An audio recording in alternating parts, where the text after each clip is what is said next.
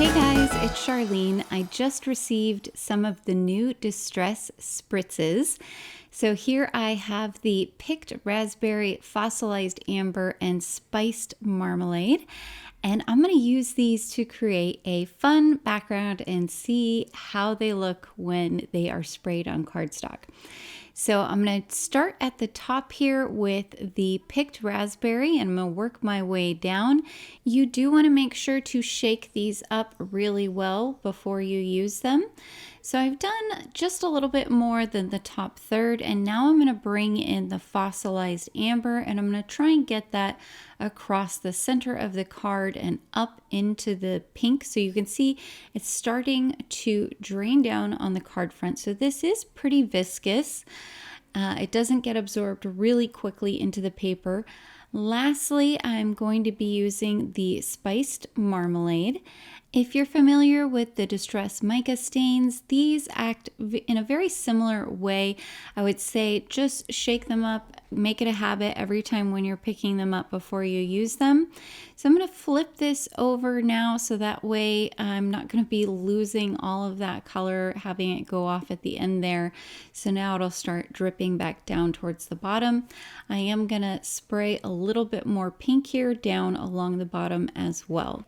I'm going to use my heat tool now just to go ahead and dry off the paper fully.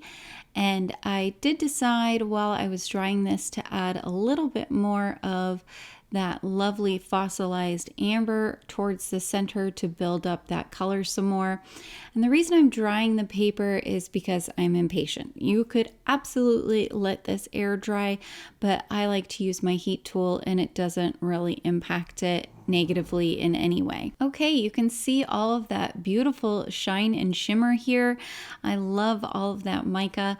I'm going to bring in the Airmail embossing folder. This is a very fun embossing folder. It has what looks like postage stamps all the way along the front. So I'm going to get this centered inside the folder, and then off camera I'm going to go ahead and emboss it. Look at all of that beautiful detail.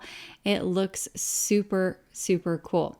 I've brought in the Time to Go word die from the new postcard set that came out with the recent release, and I've cut it out 3 times from white cardstock. Now, I do apologize for that white circle up in the top left-hand corner. Apparently, at some point while I was recording, I had pressed a key on my keyboard, which resulted in that circle being up there. I do eventually catch it and remove it, but like I said, I apologize. There's not anything I can do about it in the post editing. So I'm coming in here with some liquid glue and I'm just dabbing it along the first Time to Go word die, and I'm going to layer these up. I've finished adding the glue here, and so I can just take my next word die and I'm going to go ahead and line it up right over the first word die, remove my reverse tweezers, and now I can go around the entire thing, gently pitching the sides in order to get everything to line up really well. I'm adding glue here now on top of that second layer that I already added, and then I'm going to bring in the third layer and just repeat that whole process. I'm also going to do the same thing for the little tittles that you see down there. I'm going to layer those up as well in the same way. Once you're done, you can bring in an acrylic block and just press down really hard to make sure that you get those all nice and attached. So here is the Time to Go postcards. This is actually a really cool set. You can see there's lots of different pieces that you can use to create postcards. I'm going to bring in a piece of cardstock from the Grab Your Passport cardstock pack here. You can see all these different travel themed pieces of paper, really fun. I'm going to pull one in here that has names of all of these different cities, and I'm going to cut this down so that it is 4 1/4 inches by 5 1/2 inches. Next, I'm going to cut down my embossed piece, and I'm going to cut this down to 3 1/4 inches by 4 1/2 inches. So I'm just going to go all the way around and cut a 1/2 inch off of each side so I can have that nice 1/2 inch border all the way around on the card. These are fun strips. You could definitely hang on to them and use them on the inside of your card or something like that.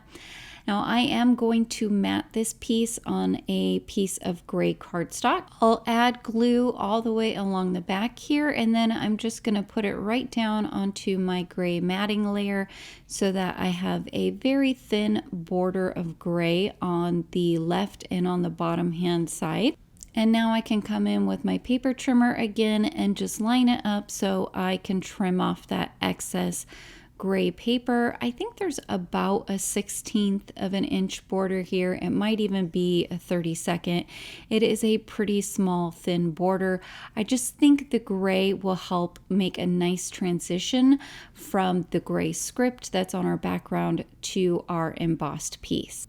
Next, I'll add some foam tape to the back of our matted piece, and now I can remove the release tape from here, and then I'm going to place this on my center of my card.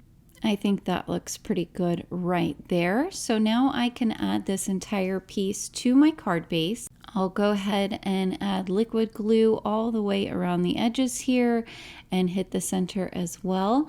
And then I will add it to my card base. And I just do this by kind of holding my hand all the way around the card and just making sure that all of the edges meet with the card base. Okay, I've dotted some glue all the way along the back of our layered up word die cut here, and I'm going to put this right on the center of the card. So this is going to be a fairly simple card, but I feel like the mica really steps it up, really adds some drama to the card.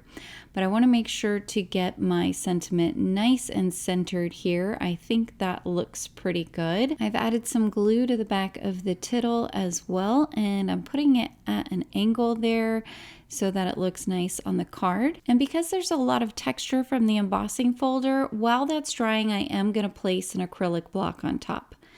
Next, I'm going to go ahead and stamp a sentiment here. This is from the Plain Awesome stamp set. It says, "Life was meant for good friends and great adventures." Very nice sentiment. So I'll center this here in the center of the card. I'm stamping this in some intense black ink. I'm not going to push very hard because I don't want to lose my line work. So I will stamp this more than one time to ensure that I get a nice solid black line on the stamp. All right, guys, that finishes off our quick and simple card. Look at all that beautiful shine. I hope you enjoyed seeing the Distress Spritzes in action. Please be sure to like and subscribe, as well as hit that notification bell so that you'll know about future videos here on the Honeybee Stance YouTube channel. I hope you all have a wonderful day.